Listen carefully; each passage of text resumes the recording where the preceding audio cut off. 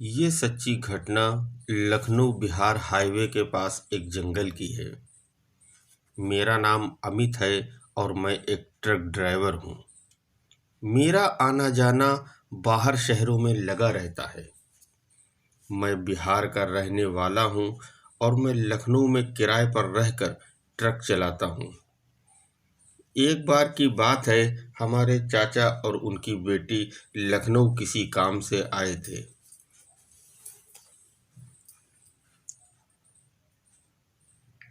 चाचा को अपने काम की वजह से लखनऊ में एक हफ्ते तक रुकना पड़ा। मैं माल लेकर बिहार अक्सर आया जाया करता हूँ। चाचा इस बात को जानते थे। चाचा मुझसे बोले, अब तुम्हारा बिहार जाना कब होगा? चाचा से मैंने बताया, 27 तारीख को मुझको बिहार के लिए निकलना है। चाचा बोले, तो ठीक है, 27 तारीख को मैं तुम्हारे साथ ही चलूँगा। फिर मैं अपनी गाड़ी लेकर शाहजहांपुर के लिए निकल गया।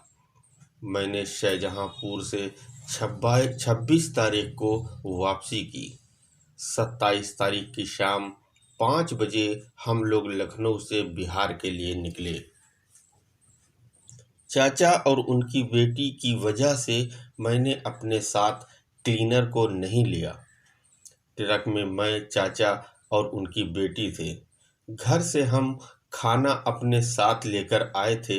रात 10 बजे हाईवे के किनारे गाड़ी लगाकर हम लोगों ने खाना खाया और फिर आगे की तरफ चल दिए। करीब 4 किलोमीटर आगे जाने के बाद हमारा ट्रक खराब हो गया। बहुत कोशिश करने के बावजूद ट्रक स्टार्ट नहीं हुआ।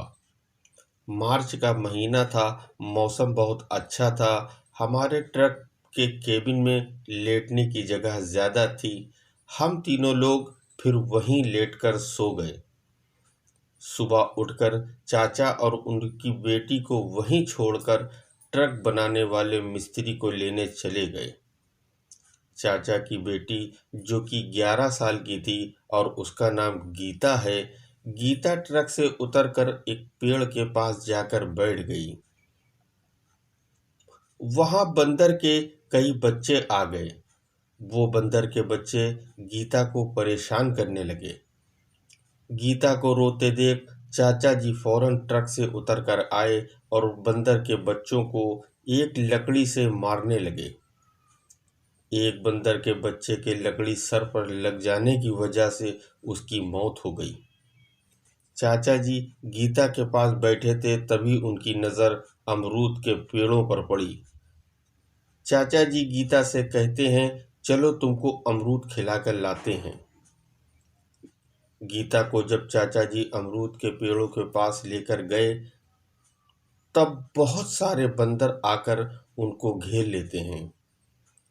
चाचा जी बंदरों को भगाते हैं, मगर बंदर वहां से नहीं भागते। चाचा बंदरों के बीच से निकलने की कोशिश करते हैं, मगर बंदर उनको निकलने नहीं देते और बंदरों की तादाद बढ़ती जाती है। बंदर बढ़ते देख चाचा जी घबरा जाते हैं। चाचा जी भागने की कोशिश करते हैं तो बंदर उनके ऊपर चढ़ जाते हैं। एक बहुत बड़ा बंदर आता है। चाचा जी और गीता की मदद के लिए आवाज़ लगाते हैं, मगर वहाँ कोई नहीं होता। बड़ा बंदर चाचा जी के करीब आकर उनके सारे बदन पर कोई चीज़ लगाता है। चाचा जी को समझ नहीं आता ये सब क्या हो रहा है। चाचा जी के बदन पर वो चीज़ लगाने के बाद वो फिर गीता के बदन पर लगाता है।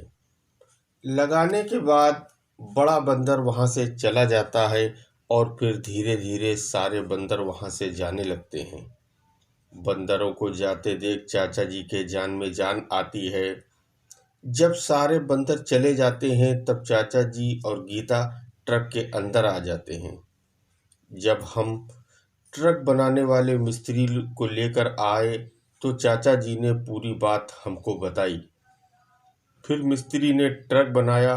दोपहर का वक्त है। चाचा जी और गीता को बहुत भूख लगी होती है। फिर हम आगे जाकर एक ढाबे पर रुकते हैं। चाचा जी जैसे ही हाथ धोने के लिए अपने हाथ पर पानी डालते हैं, चाचा जी के हाथ का गोश्त गल जाता है और हड्डी दिखती है। गीता भी हाथ धोती है, उसके हाथ में भी यही होता है। मेरी समझ में नहीं आता ये क्या हो रहा है। गीता दर्द से रोने लगती है और उसके हाथ का गोश्त धीरे धीरे गलना शुरू हो जाता है। मैं ढाबे वाले से पूछता हूँ यहाँ पर कोई हॉस्पिटल है? वहाँ पर कोई हॉस्पिटल नहीं होता। फिर मैं चाचा जी और गीता को ट्रक में बैठाकर वहाँ से हॉस्पिटल के लिए निकलता हूँ। हॉस्पिटल काफ़ी दूर होने की वजह से हमको वहाँ जाने में बहुत टाइम लगता है और उधर चाचा जी और गीता के बदन का सारा मांस गलकर गिरता रहता है। मैं घबराहट में ट्रक काफ़ी तेज़ चलाता हूँ। जब मैं हॉस्पिटल के करीब पहुँचता हूँ तब तक चाचा जी और गीता दम तोड़ देते हैं। फिर चाचा जी का पूरा परिवार हॉस्पिटल पहुँच जाता है। हॉस्पिटल में जांच के बाद पता चलता है इनके बदन पर कोई ऐसी चीज़ लगा दी गई जिसकी वजह से इनके बदन पर पानी पड़ने से मांस गलना शुरू हो गया। मैंने डॉक्टरों को जंगल की पूरी बात बताई कि मुझे चाचा जी ने बताई थी कि हॉस्पिटल के सभी लोग ये घटना सुनकर हैरान हो गए। आज 27 मार्च की वो घटना याद करता हूँ तो मेरे हाथ पैर कांपने लगते हैं। उस घटना के बाद मैं कभी बिहार ट्रक लेकर नहीं गया। क्या आपने कभी ऐसी घटना सुनी है? कमेंट में ज़रूर बताएं। वीडियो को लाइक करें, चैनल को सब्सक्राइब करें ताकि हमारी आने वाली हर कहानी आप तक पहुंच सके।